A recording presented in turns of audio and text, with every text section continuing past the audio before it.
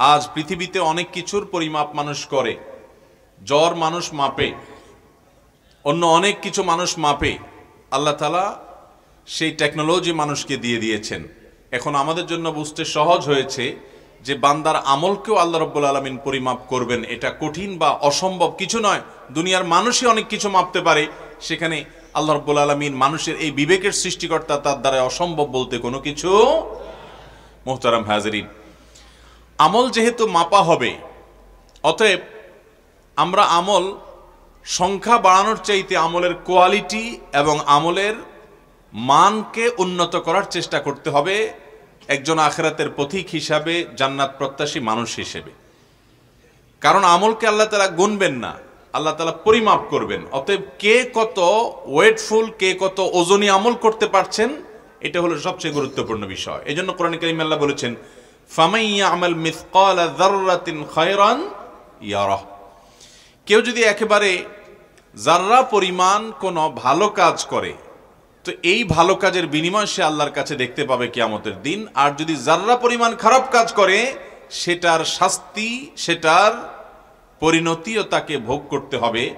দুনিয়ার কোনো কিছুই আল্লাহ রাব্বুল আলামিনের সেই মিজানের পাল্লা এড়াতে পারবে না, সেটা হোক ভালো কিংবা মন্দ। মুহতারাম হাজিরিন, যেহেতু আমল পরিমাপ করা হবে, সেজন্য আজ আমরা এমন 5টি আমলের কথা আপনাদের সঙ্গে শেয়ার করতে চাই, এমন 5টি বিষয়ের কথা শেয়ার করতে চাই যে বিষয়গুলো কিয়ামতের ময়দানে মিজানের পাল্লায় সবচেয়ে ভারী হবে, ওয়েটফুল হবে। এই ওয়েটফুল আমলগুলো যেগুলো আমাদের মিজানের পাল্লাকে অনেক বেশি ভারী করবে, তন্মধ্যে থেকে সর্বপ্রথম যে আমলের কথা বলবো সেটা হলো তাহলিল বা লা ইলাহা ইল্লাল্লাহ। আল্লাহর একত্ববাদের সাক্ষ্য যদি কেউ দেয়, দেয়ার মতো, আর সেটি গ্রহণযোগ্য হওয়ার জন্য অবশ্যই রিসালতের সাক্ষ্য লাগবে। তো এই ঈমান যদি কেউ সঠিকভাবে আনয়ন করে এবং তার ঈমানে যদি শিরকের কোনো আলামত লেশ মাত্র না থাকে, পিওর ঈমান যদি তার মধ্যে আসে এবং তাওহীদ যদি তিনি প্রতিষ্ঠা করতে পারেন, আল্লাহর এই বান্দার এই ঈমান তথা তাওহীদের এই আমলটি, এই বিষয়টি মিজানের পাল্লাকে সবচেয়ে বেশি ভারী করবে ইনশাআল্লাহ। মুহতারাম হাজিরিন, এই প্রসঙ্গে নবী করিম সাল্লাল্লাহু আলাইহি ওয়াসাল্লামের একটি বিখ্যাত হাদিস সহিহ বুখারীতে বর্ণিত হয়েছে। তিনি বলেছেন, কিয়ামতের ময়দানে একজন ব্যক্তিকে ডাকা হবে, আল্লাহ সুবহানাহু ওয়া তাআলা ডাক দিবেন। ডাক দিয়ে তার যত কর্মকাণ্ড আছে পৃথিবীতে, তার জীবদ্দশা সে করেছে, এগুলো সব লিপিবদ্ধ করা হয়েছে এবং সে লিপিবদ্ধ করা দপ্তরগুলো 99টি দপ্তরে পরিণত হয়েছে। তার একটির এক প্রান্ত দেখা গেলে আরেক প্রান্ত চোখ যতদূর যায় তত বড়। এরকম বড় বড় খাতায়, দপ্তরে তার সমস্ত আমলনামা লেখার পর, আল্লাহর ফেরেশতাগণ লিপিবদ্ধ করার পর, আল্লাহ তাআলা তাকে ডেকে বলবেন, তোমার আমলনামাতে যত কিছু লেখা আছে, তুমি কি এই সব কিছু তোমার কর্ম হিসাবে স্বীকার করো, নাকি আমার লেখকরা কোনো ত্রুটি করেছে, জুলুম করেছে, অবিচার করেছে, বাড়িয়ে লিখেছে তোমার ব্যাপারে? তোমার মন্তব্য কি? আল্লাহ রাব্বুল আলামিন আহকামুল হাকিমিন, তিনি সবচেয়ে বড় বিচারকদের বিচারক, সবচেয়ে বেশি ন্যায় বিচারের দণ্ড তিনি প্রতিষ্ঠা করবেন। দুনিয়াতে কোনো বিচারক তার জাজমেন্টে ভুল করতে পারেন নিজের বুঝার ভুলের কারণে, এভিডেন্সের ত্রুটির কারণে বা নানা কারণে, কিন্তু আল্লাহ রাব্বুল আলামিনের কাছে তার সবগুলোর পুঙ্খানুপুঙ্খ বিচার হবে এবং কোনোটি কেউ সেখানে লুকাতে পারবে। তো আল্লাহ সুবহানাহু ওয়া তাআলা সেদিন এই বান্দাকে ডেকে বলবেন যে তোমার বক্তব্য কি? তোমার এই কর্মকাণ্ডগুলোকে তুমি স্বীকার করো, নাকি আমার লেখকরা তোমার নামে বানিয়ে বানিয়ে লিখেছে? সুবহানাল্লাহ। আল্লাহ তাআলা আহকামুল হাকিমিন, বান্দার বক্তব্য নেওয়ার প্রয়োজন ছিল না, কিন্তু বান্দাকে আল্লাহ রাব্বুল আলামিন তার মুখ থেকে স্বীকারোক্তি নিচ্ছেন যে বান্দা, আল্লাহ রাব্বুল আলামিন জুলুমকে নিজের উপরে হারাম করেছেন। তিনি বলেছেন, ইন্নী হারামতু যুলমা আলা নাফসি, হাদিসে কুদসিতে আসছে, আমি নিজের প্রতি নিজে জুলুমকে হারাম করে রেখেছি, অতএব তোমরা একে অন্যের প্রতি জুলুম করবে না।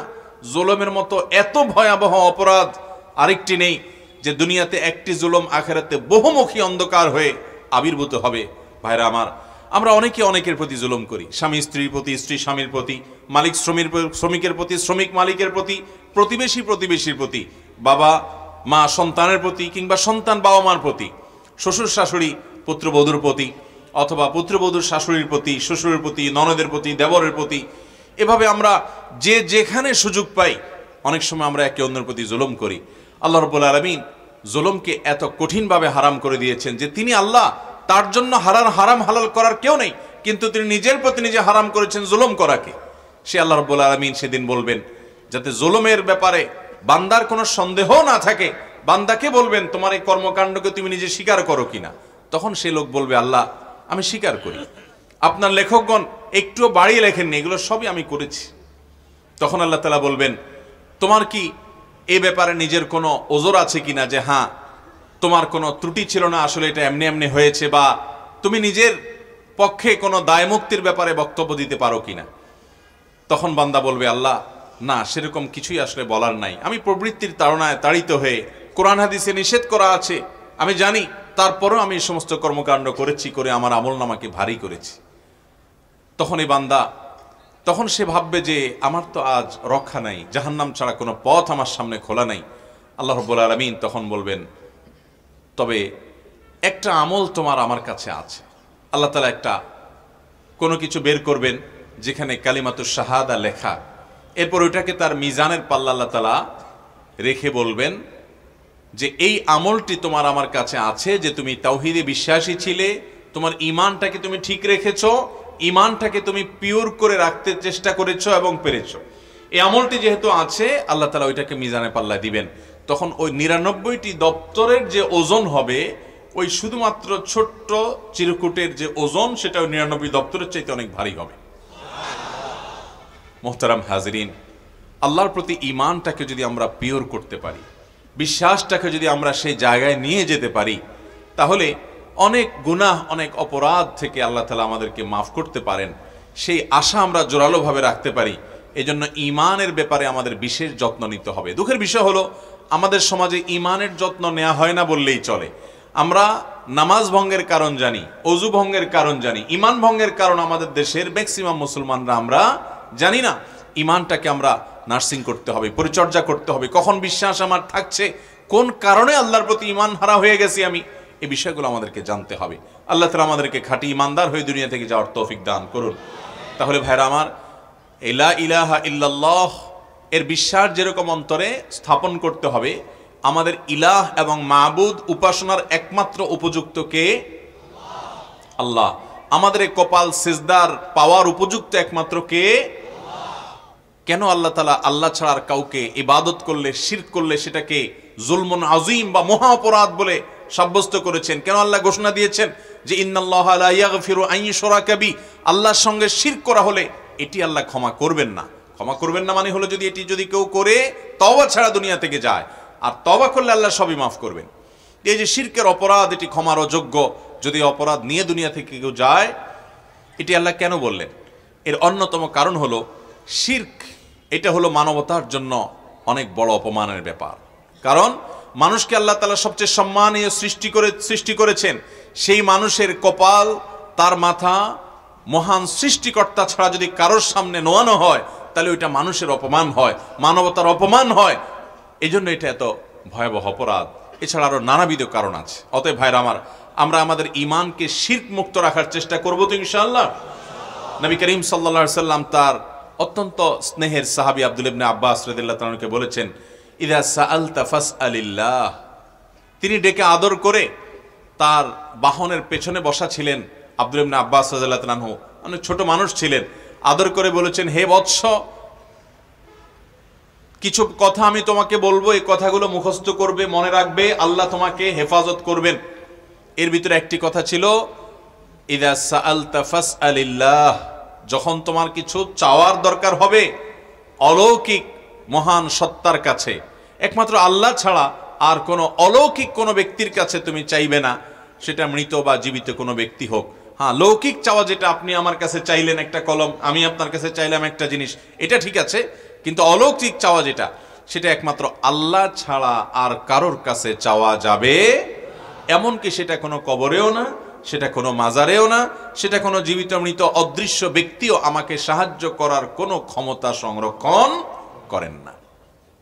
ঈমানটাকে মজবুত করতে হবে। সেই সাথে আমার এই সিজদা, আমার এই দোয়া, আমার এই ইবাদত, আমার এই শপথ, আমার এই মানত, এই সবগুলো নিবেদন হবে শুধুমাত্র আল্লাহ তাআলার জন্য।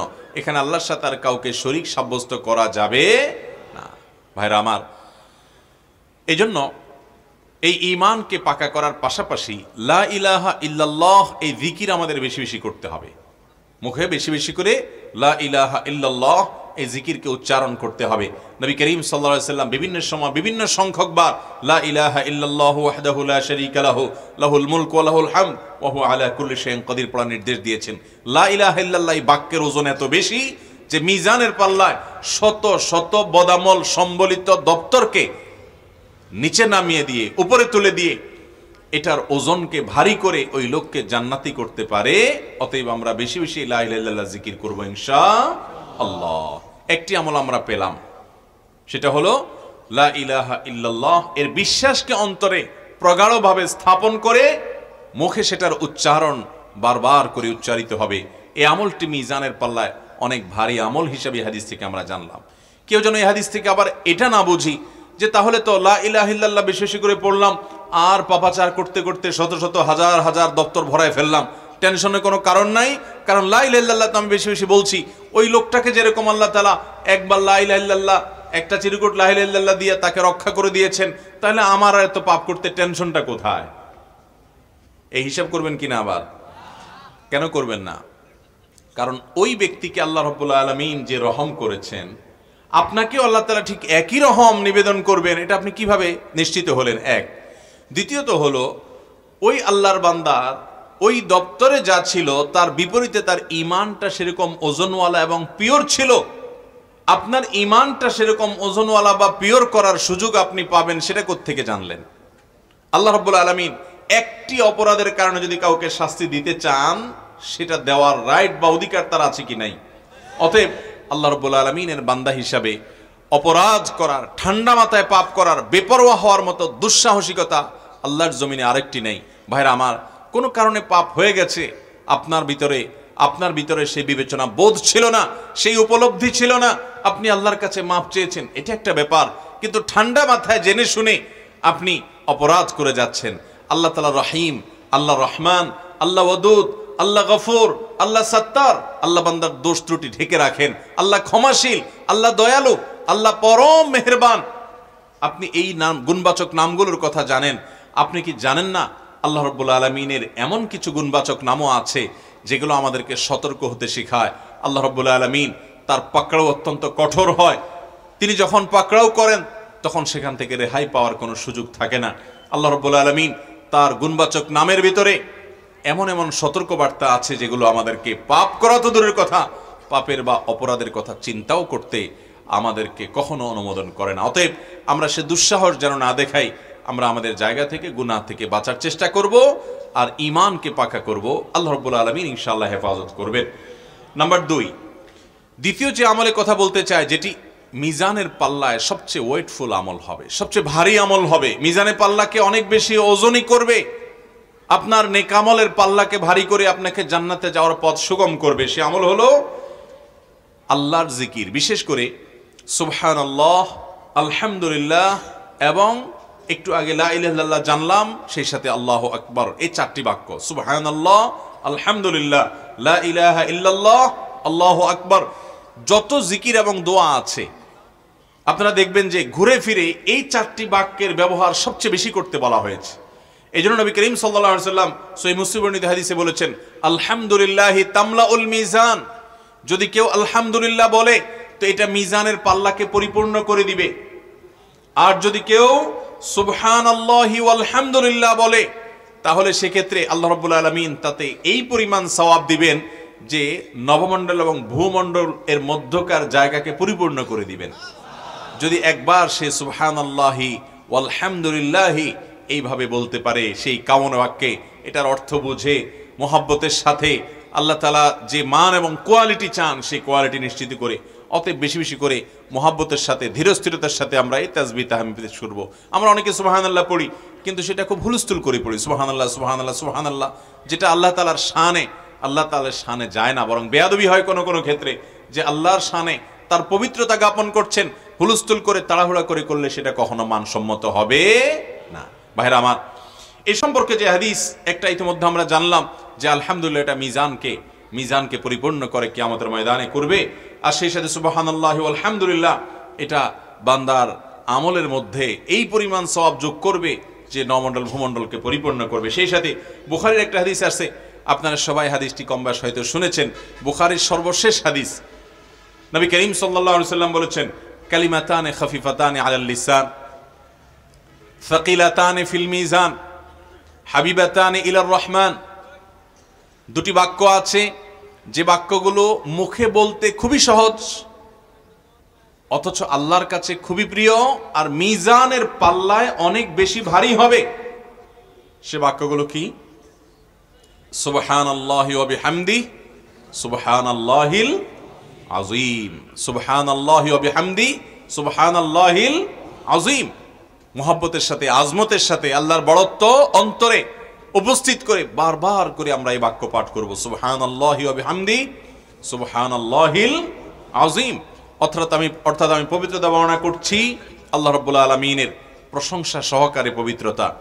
সুবহানাল্লাহিল আযীম, আল্লাহ রাব্বুল আলামিন পবিত্র, মহান আল্লাহ পবিত্র, তার পবিত্রতা জ্ঞাপন করছি। যে সুবহানাল্লাহ, আলহামদুলিল্লাহ, এই বাক্যগুলোর ওজন এত বেশি যে নবী সাল্লাল্লাহু আলাইহি সাল্লাম বলেছেন এগুলো মিজানে পাল্লা অনেক বেশি ভারী হবে।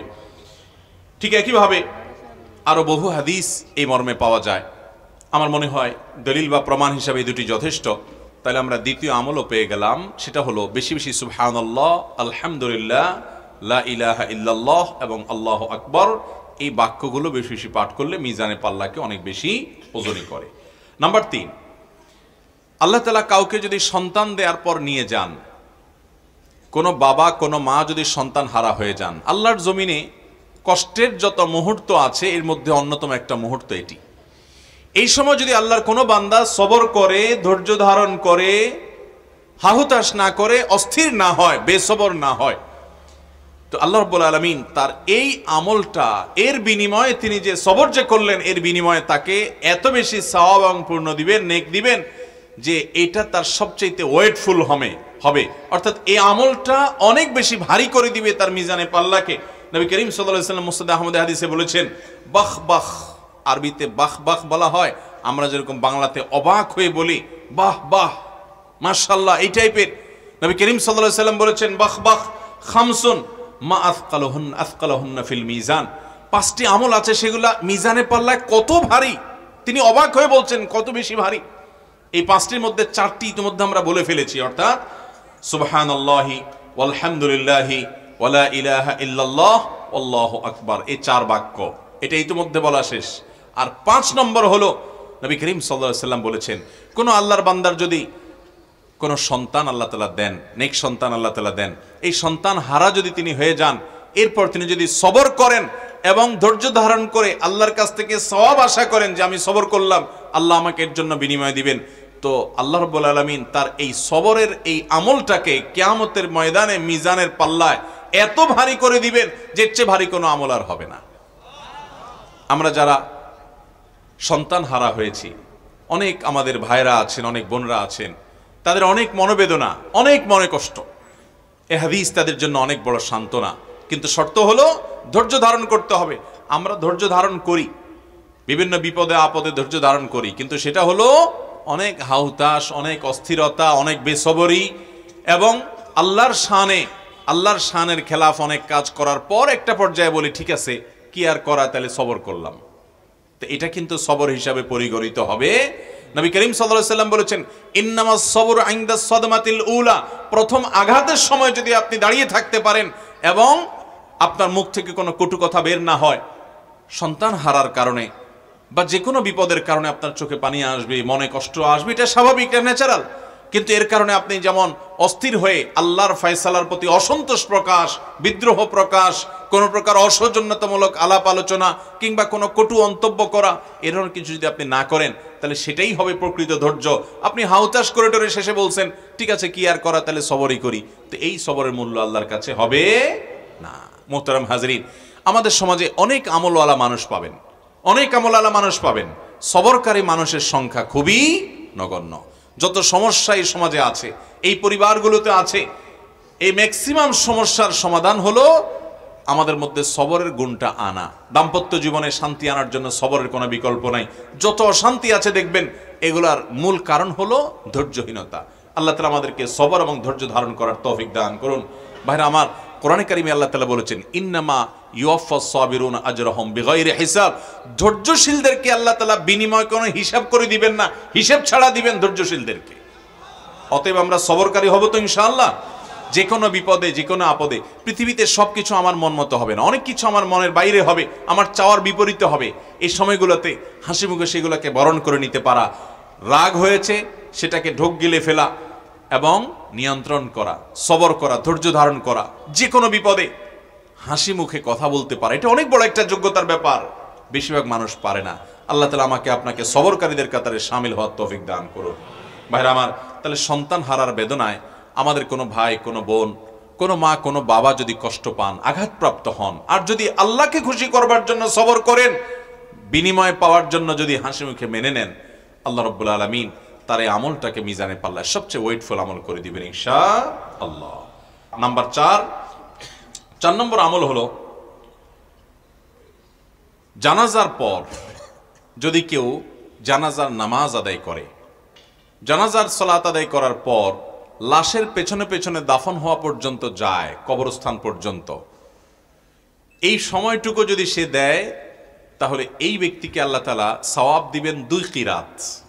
নবী করিম সাল্লাল্লাহু আলাইহি ওয়াসাল্লাম বলেছেন, যদি কেউ জানাজার সালাত আদায় করে তাকে 1 কিরাত সওয়াব দেওয়া হবে। আর যদি কেউ জানাজার পর লাশ যখন কবরস্থানে নেওয়া হয় তার পেছনে পেছনে যেতে থাকে এবং যেতে যেতে কবরস্থানে যায়, লাশ দাফন করার পর সে ওই লাশ দাফন করার পর কিবলার দিকে ফিরে ওই লাশের জন্য, মুর্দার জন্য আল্লাহর কাছে দোয়া করা, একটি হাদিস দ্বারা সব সাবেত, সে আমলটা করে, অর্থাৎ শেষ পর্যন্ত থাকে, অর্থাৎ কবরে লাশ দাফন করা পর্যন্ত সে অপেক্ষা করে, মাটি দেয়, এই পর্যন্ত যদি থাকে তাহলে তাকে 2 কিরাত দেওয়া হবে। অর্থাৎ জানাজা পড়ে যে পরিমাণ সওয়াব পাইছে এটুকু গিয়ে তার ডাবল সওয়াব সে পাবে। আর কিরাতের পরিমাণ সম্পর্কে নবী করিম সাল্লাল্লাহু আলাইহি ওয়াসাল্লাম বলেছেন, ওয়াল্লাযী নাফসি বিয়াদিহি, ওই আল্লাহর শপথ করে বলছি যার হাতে আমার জীবন, কিরাতের ওজন কি? লাহু আথকালু ফি মিজানিহি মিন উহুদ, একজন বান্দাকে আল্লাহ তাআলা 1 কিরাত সওয়াব দিবেন, এর মানে হলো উহুদ পাহাড় যে বিশাল আকারের পাহাড়, এর চাইতে অনেক বেশি ভারী হবে 1 কিরাত সওয়াবের পরিমাণ নয়, এটার ওজন হবে এর চেয়ে ভারী, অর্থাৎ সংখ্যা নয়, বরং এর পরিমাপটা হলো যে এর ওজনটা হবে এত ভারী যে উহুদের পাহাড়ের চাইতে অনেক ওয়েটফুল হবে। সওয়াব কিন্তু 1 কিরাত, পরিমাণ হবে এত, অর্থাৎ ওজন হবে এত বেশি। এটাই কাজ করেন তাহলে 2 কিরাত অর্থাৎ ডাবল সওয়াব পাবেন। ভাইরা, আমাদের সমাজে এই আমলটার ক্ষেত্রে ঘাটতি আছে। আমরা জানাজা অনেকেই পড়ি, কিন্তু দাফন হওয়া পর্যন্ত অনেকে আমরা থাকি না, অথচ লাশের পেছনে পেছনে যাওয়া কিন্তু একটা গুরুত্বপূর্ণ আমল। লাশের পেছনে পেছনে যাওয়া এবং কবরস্থান পর্যন্ত যাওয়া, দাফন করার পরও তারপরে যায় তাকে শেষ করে নির্বিলি করে তারপরে সেখান থেকে আস্তে ধীরে আসা, এই সময়টুকু দিতে পারা একটা ইবাদত। আমরা এটাকে ইবাদত হিসাবে অনেকে জানি না। এই আমলটা অনেক ভারী আমল।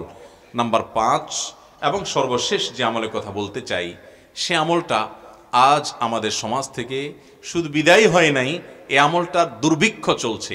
আর এই একটি বিষয় না থাকার কারণে আমরা আজ মুসলমানরা ভালো মুসলমান হতে পারছি না। ভাইরা আমার, আমি প্রায় সময় বলার চেষ্টা করি, নামাজি মুসলমান পরিমাণে কম আছে, নামাজের ত্রুটি বিচ্ছুতি আছে, তাও কিছু আছে। রোজাদার মুসলমান আছে, ভুল ত্রুটি সহকারে হলেও রোজা রাখে কম বেশি আমাদের দেশে মানুষ, সারা দুনিয়াতে। কিন্তু যেই জিনিসটার সবচেয়ে বেশি অভাব সেটা হলো এটি, আর সেটি হলো বান্দার সুন্দর আচরণ, আখলাক। এটা মিজানের পাল্লায় সবচেয়ে বেশি ওয়েটফুল আমল হবে। নবী করিম সাল্লাল্লাহু আলাইহি ওয়াসাল্লাম বলেছেন, সুনান তিরমিজিতে এবং আবু দাউদে বর্ণিত হয়েছে, মা মিন শাইইন ইউদাউ ফিল মিজান, বান্দার আমল মিজানের পাল্লা যে উঠানো হবে এর মধ্যে সবচেয়ে ভারী আমল হবে আফকালু মিন হুসনিল খুলুক, বান্দার সুন্দর আচরণের চাইতে ভারী কোনো আমল আরেকটা হবে না। সবচেয়ে ওয়েটফুল আমল হবে সুন্দর আচরণ। আমি 5টা আমল আবারও বলছি। 1 নম্বর হলো লা ইলাহা ইল্লাল্লাহ, এর বিশ্বাসকে অন্তরে খুব ভালোভাবে বদ্ধমূল করা, শিরক থেকে নিজেকে পরিচ্ছন্ন করা, লা ইলাহা ইল্লাল্লাহ জিকির বেশি বেশি পাঠ করা।